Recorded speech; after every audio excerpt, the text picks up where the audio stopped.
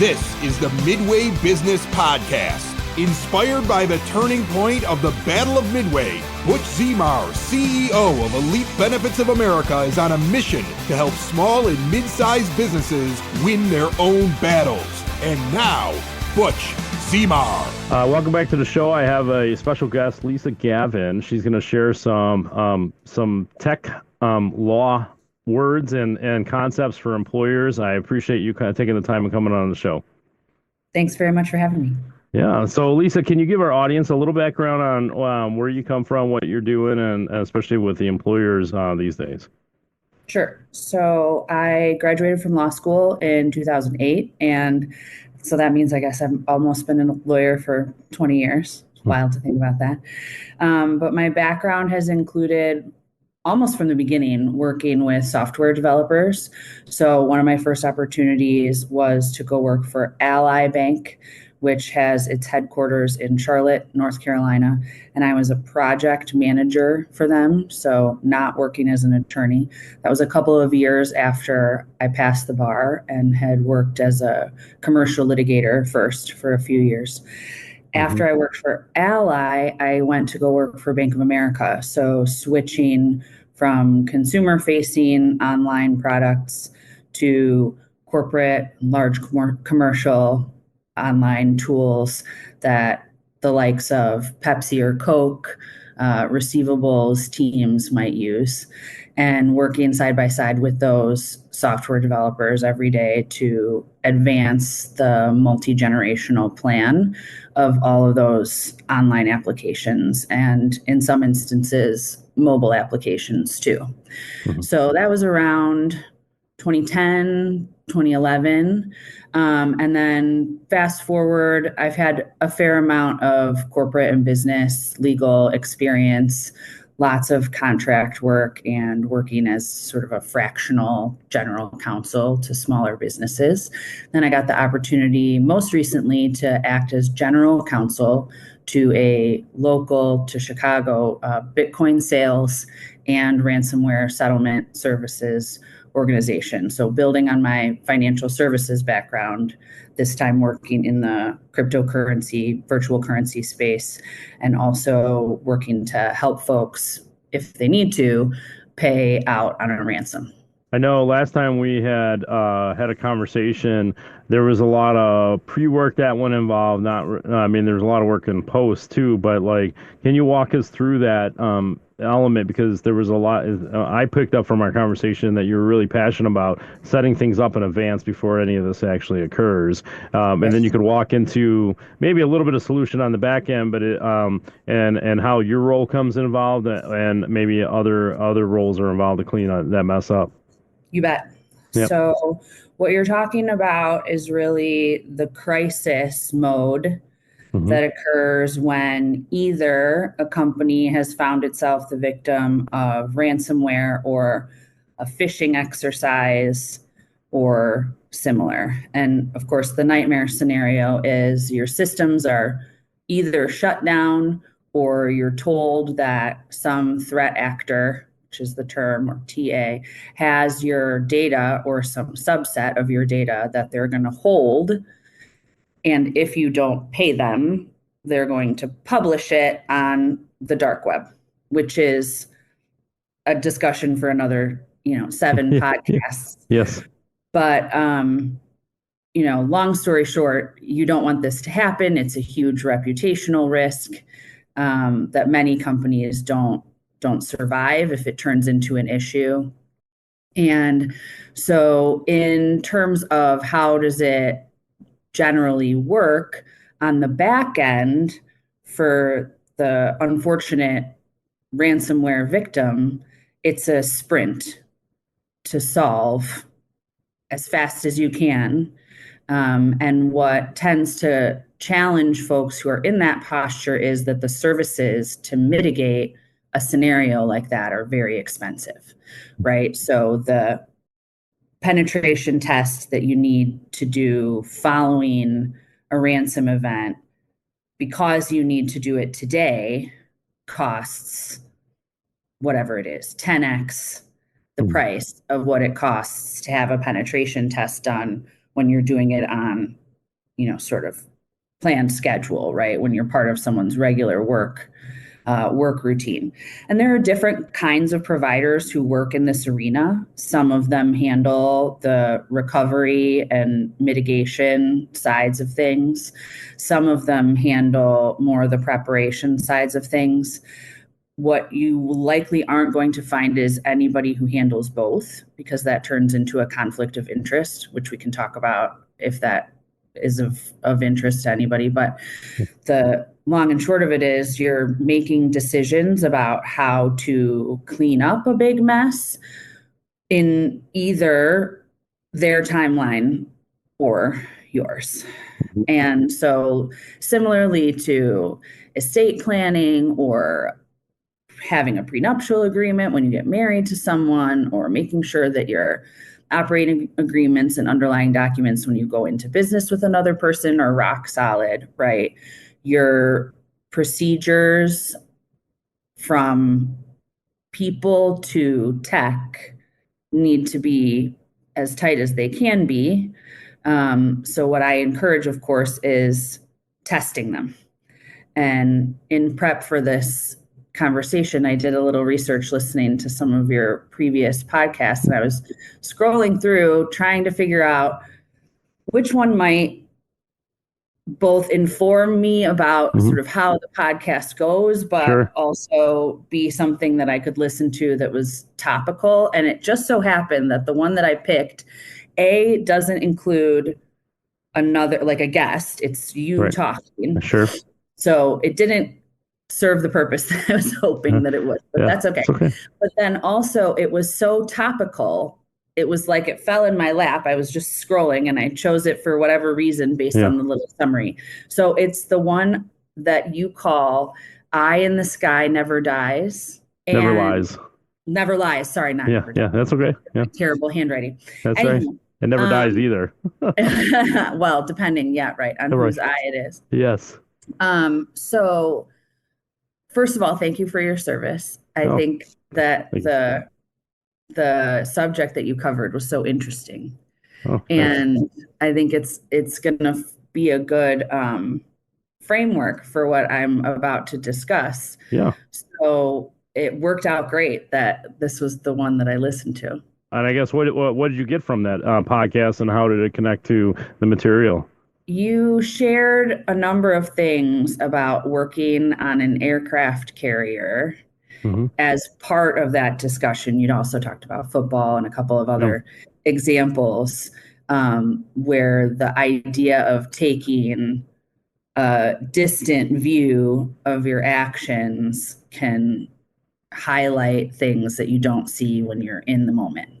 Before I jump into my thoughts, I have a couple questions for you, if you don't mind. It's not about so much your service as how the work impacted you. So just if you indulge me, I wrote these things down. Sure, go ahead. So I assume working on an aircraft carrier, you all did probably a lot of crisis preparation drills. You have no idea how many we've done. Yes. It seemed like every other day in some cases, depending on what the crisis of the day was, or drill of the day. But yes, there was a number, because in high volume activity, it seems that crisis could occur at a moment's notice. And so there's videos on YouTube of some of the stuff too, where I just ran across one scrolling as well. And so there was this guy in an aircraft carrier doing on the flight deck, doing some pre-op thing, and a fighter jet was about to take off. And there was so much thrust, he was in a wrong position, but it actually flew him across the flight deck. And but he stood back up and waved his hands up in the air like he was fine. Like, weird things happen. And that's just one piece, right? Like, and of course the the other drills were just obviously on flooding and any type of, I mean, it could be chemical warfare to just damage control to, everybody, at least some people from that's listening to this probably watch Midway or Pearl Harbor, the older movies, because there's bigger impact where, these ships got holes in it. And so we had to react to it. So we had a Right. lot of drills. Yeah. Yeah, right. So my follow-up questions, it's in three parts. Hmm. Can you think back and just maybe pick one drill? You don't necessarily have to pick them all, or pick a subset of the types that you did. Think back on those drills and how did you feel Hmm. before, during, and after? So, that's a great question. And of course, a lot of reflection, right? And so beforehand, you're anticipating, right? You're trying to figure out where the next call is. And during a lot of these drills, they're made up, but somebody has a playbook and they're announcing it. But we don't know where it's at. And so, um, all of a sudden there's a call, and it's your section, your department, your whatever, and then it's like, holy smokes. But what's more interesting is you're in the middle of that, and it's a drill, but you're in the middle of all that, and then you actually have a live event actually occur at the same time, not from a war situation, but like we've had flooding in the middle of the ship in the middle of nowhere. And so Mhm. all of a sudden you're like, okay, stop the drill, and now you're running to actual, I mean, even small fires too. And so like all of a sudden you're running there.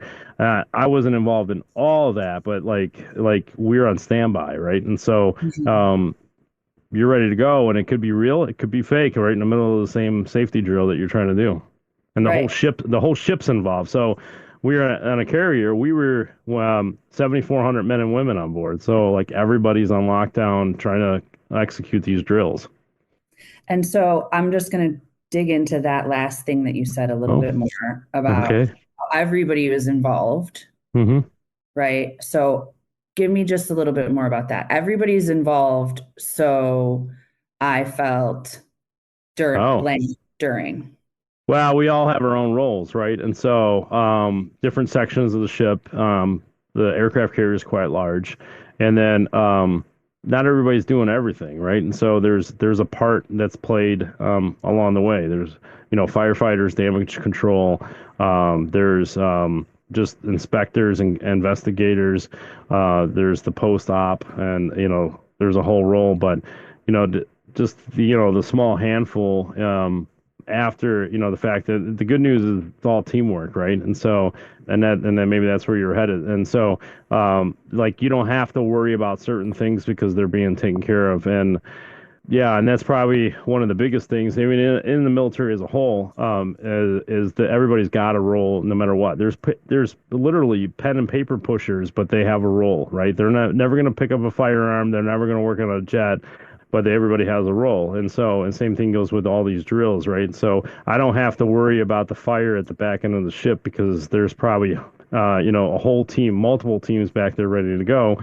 And then Mhm. even in the front of the ship, there's already teammates, right? Like I was never really a lead on any of it, but there were so many people that were involved that you had people to depend on, even on your own team. And so there's a lot of teamwork that goes into it. Right. So you feel like you're part of a team, you're Hmm. working towards a meaningful goal. Hmm. And when it's over, I'll just put the words in your mouth, but you feel better because you practiced, right? You feel better prepared Yeah. for Yep. the thing that you practiced and anything like it Hmm. to happen. Yep, 100%. I mean, it goes with, I mean, all things that we do, right? And so it's more like clockwork at that point more than anything because it's repetitive. Mhm. And the military is really good at repetitiveness, but at the same token, like, you go to sports, right? Like you could drill the sports, they go over the same thing over and over again because when you're in game-like situation, you can't think, you just move, right? And the same thing in business, right? Yeah, the problem is we got business owners, and this is just as well as I do, is we got business employers, executive level board of directors. They don't go through the same scenario. And so they're always reacting to everything. In my world, we deal with employee benefit programs. So they're reacting to the renewal instead of being proactive about it. And in fact, if they're proactive enough, they could actually predict the future on a lot of things that occur, but they just don't want to take the time, or don't know how to take the time and expertise. Mhm. Right.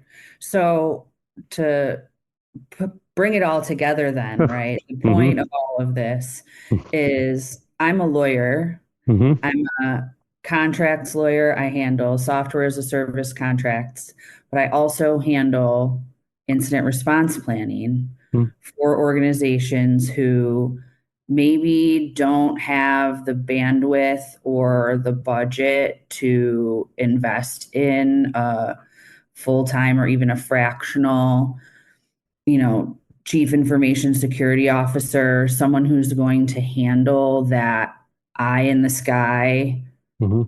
role. Mm-hmm. And having done it before to great success, I might add, there's never been a time that I've run a tabletop exercise that hasn't yielded multiple high value takeaways. I'm mindful in this scenario where you've described sort of a reactive posture, Mm-hmm. which of course persists throughout much of business, Yes. unless you're regulated and unless the enforcer is coming for you, you're not going to jump. But today, I think a lot of folks don't know what to expect Mm-hmm. in terms of regulation and enforcement. We've got wildly competing federal and state level initiatives kind of all over the map, and that's not even talking about other countries who Mm-hmm. of course influence our economy. Mm-hmm. And so in this time of uncertainty, right, folks are considering, how am I going to best spend my budget? They're tightening their belts, they're laying people off, they're reducing their marketing budget, they're making a lot of decisions about how to weather the uncertainty for a little while. Mm-hmm. And I submit that taking a couple of hours, a couple of times to sit down with your key stakeholders and talk about your worst case scenario and actually walk it through to create an after action report and prioritize the takeaways is Mm-hmm. a essential in today's cybersecurity environment. I don't even have the right words for what to call it. But it's also a heck of a lot more fun than doing a risk assessment exercise. Have you ever been a party to a risk assessment? No, I don't think so. Nightmare. A risk assessment, if you've ever seen one, and for those listening who've never had to do one of these, is effectively a big spreadsheet with a long list in column A of any identified risk that impacts the business, usually categorized into its business lines or some other goal or mission subset of the business. And how a risk assessment is usually undertaken is someone whose unfortunate job it is to manage the whole thing creates the spreadsheet, creates an initial set of risks from whichever framework they happen to find, or maybe they're guided by one because their industry or their regulatory body says they have to do a specific thing. And then the spreadsheet gets sent around by email or shared on a SharePoint file. And everybody says, okay, y'all, let's hear what you think about the risks that fall under your assigned purview. And if you don't think that they're part of your role, then flag them green. Yeah. And we'll go through the whole document. I won't bore you with any of the rest. You're already bored. I'm in tune because I know businesses that are probably just flying by the seat of their pants, not really paying attention to the details here. And many of them are probably giving your office files that include something that's supposed to be a risk assessment that was made up, right? Mm-hmm. So in the military, we call that gun decking. I don't know what does that mean? It's the same thing you just said, making it up so you can fill the chart. Oh, okay. But how do gun and deck play into? No, you I just don't make know. it. No, Okay. it's just the term that they use for a long time. But yeah. Now after this, I'll look up the etymology of the term gun decking. Okay. Yeah. So anyway, what's more fun, or maybe not more fun, but at least more interesting, right? Okay, you work for an insurance company. How many people work for the insurance company? You talking about for insurance agency or the actual company? Elite Benefits. How many people Yeah. work? Oh, we're about 10 employees. Okay. So we're a little bit smaller. Yep. Yeah, perfect. Yep. So y'all have 10 employees. Wouldn't it be more interesting instead of sending around a risk assessment spreadsheet to each of your employees and having, a handful of meetings where we bicker Hmm. about whose role is what, that we get everybody who's a stakeholder, maybe not all 10 employees, right? Maybe you have 3 junior Hmm. Yep. folks and an analyst or an assistant or something. And you get them all in a room and you talk about whatever you consider to be the greatest risk that could happen. And I'll just make this up. Somebody gets into our payroll system. I get an alert in my email that there's an unauthorized access last night at 11:52 p.m., long after I was asleep. And I wake up and I don't check my email and I've had my coffee and now I'm ready to sit down and it's 9:15 and I see this email and someone has had access to our payroll system for 9 hours. What do we do? I bet most businesses won't have a action plan. Exactly. And in that moment, I'll just give another example, which is a more personal threat.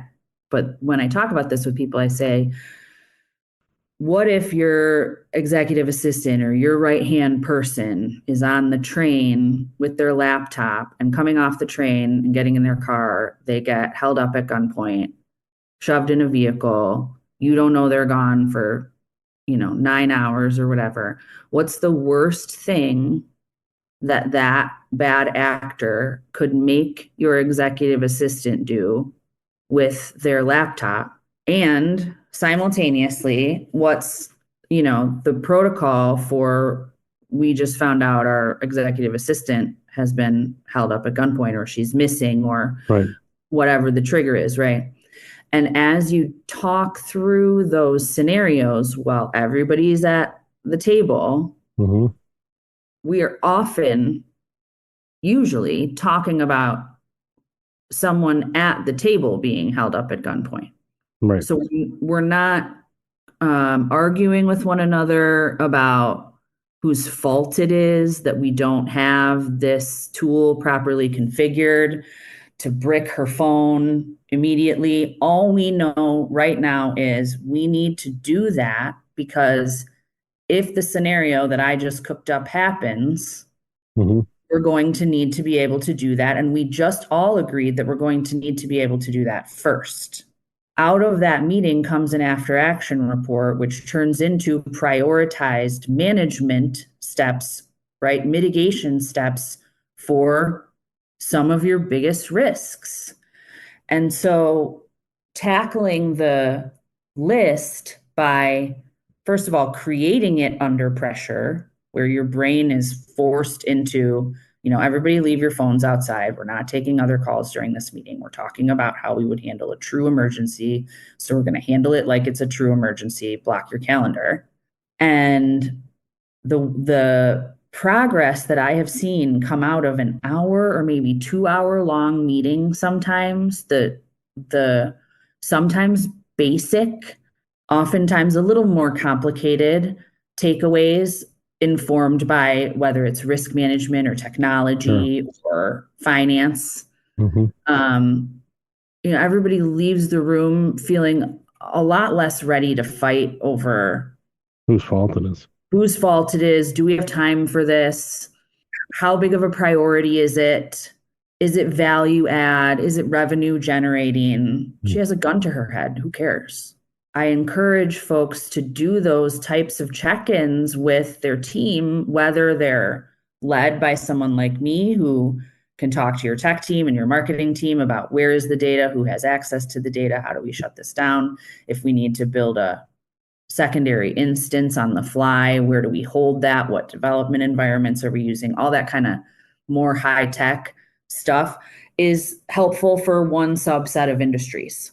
Hmm. Other industries don't necessarily need that kind of back end config, lifecycle management, high level stuff. If you don't employ a chief technology officer, then you might not be quite there. But if you're employing a MSP to handle all of your data everywhere, right? We're all also kind of thinking in the back of our minds, well, if I get hacked, that's the guy I'm going to call.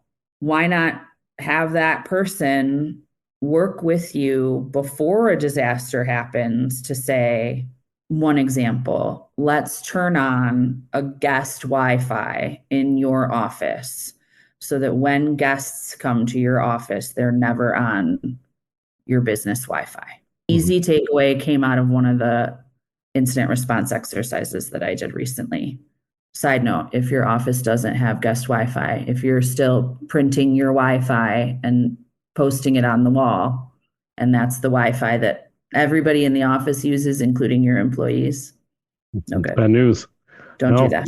Yeah, no. Well, and I'm curious about at least on one or two things here. And so the first thing is how receptive are some of these employers when you present this idea about, hey, let's go through a real life drill. Let's put you guys in a room for 2 hours and figure this out. And we're going to leave technology out of it because you probably won't have it in a real life situation. So how do we fix this? And so what kind of reaction to that proposal to that business and their team? So for the most part, the responses are, oh, you're really making me think now. So whether or not they end up investing in taking the time to do it with me is, dependent on their own business scenario. But for the most part, folks don't think twice about running a fire drill. We don't think twice about running a drill, like you said, for flooding.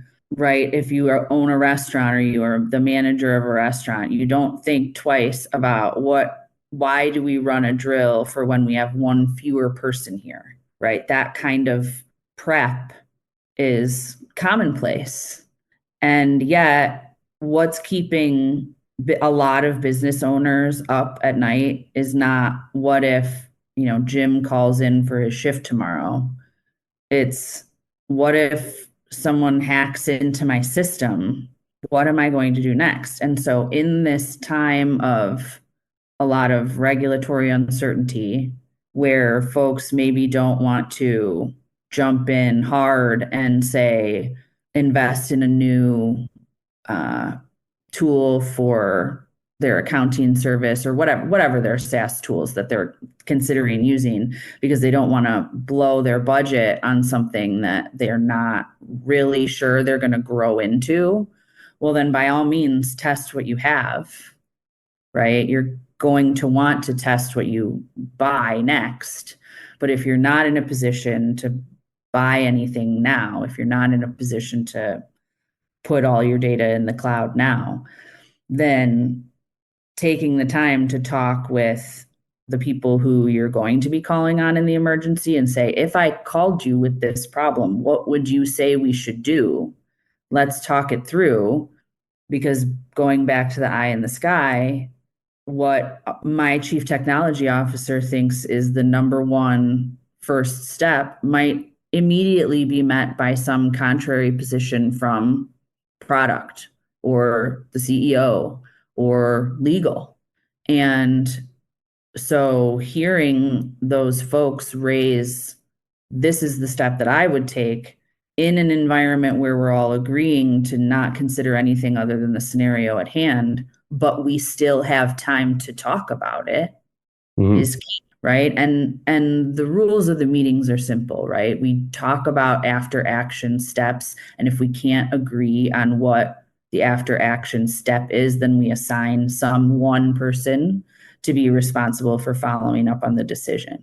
And within different organizations, the follow-up to the after action report looks wildly different, right? Of course, which stakeholders are responsible for what, who prepares the after action report, whether that's me or somebody else on their team, for example, a risk manager who's responsible for tracking all of that information at the risk level in their organization.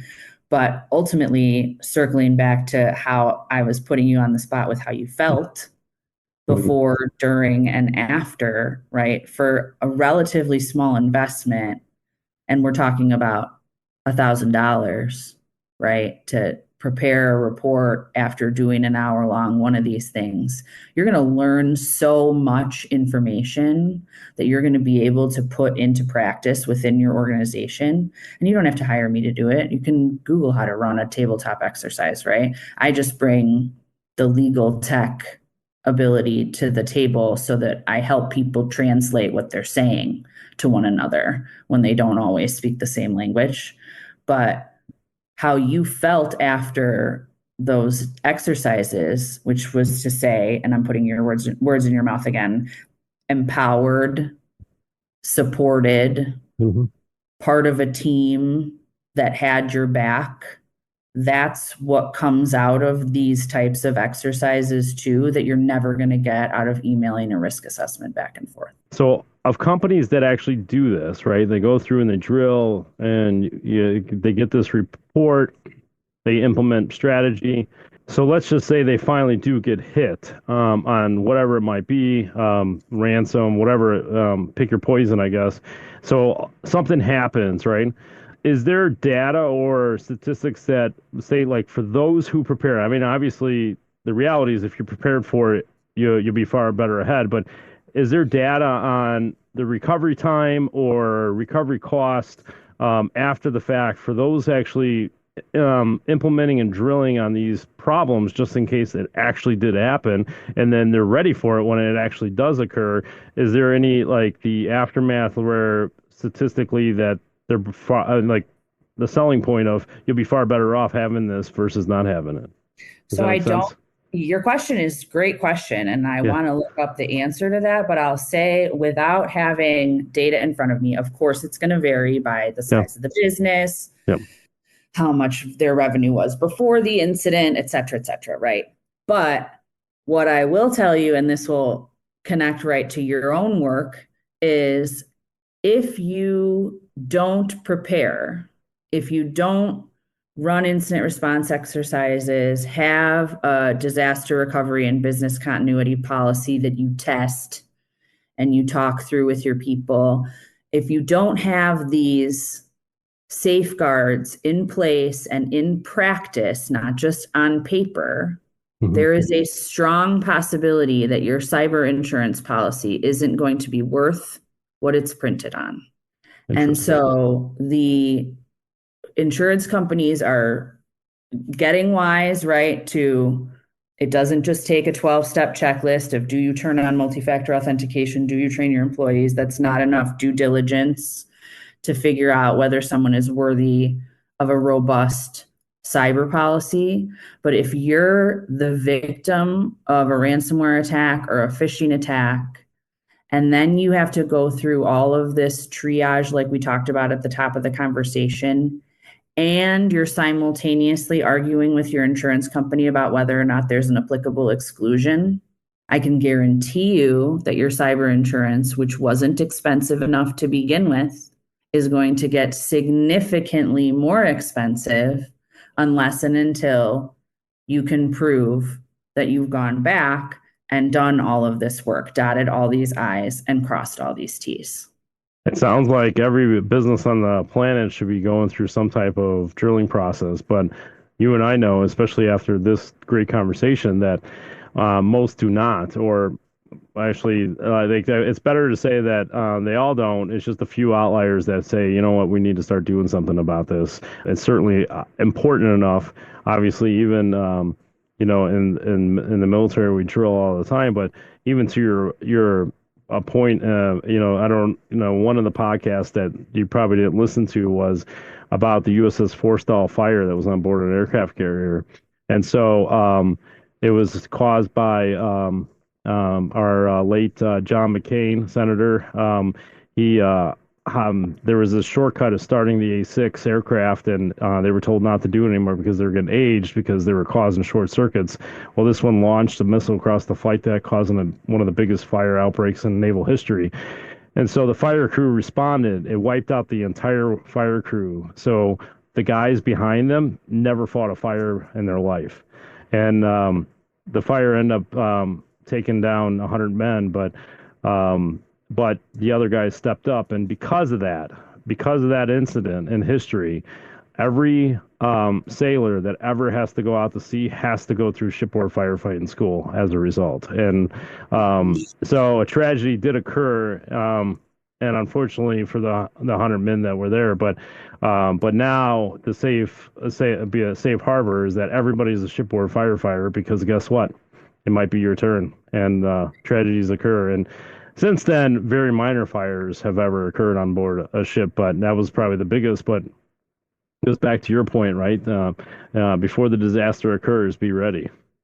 Yeah, it's not always the fun decision to buckle down and imagine the worst case scenario, but as we've established a few times, I think during this podcast, staring down the reality of what you might be faced with, much as it might begin in a feeling of anxiety or discomfort, will almost always result in at least two things. One, a feeling of greater support from the team around you, and two, a feeling of better preparedness for the thing you were so worried about in the first place. Yeah, and this has been great. I can't wait till it gets published, because a lot of businesses need to listen to this.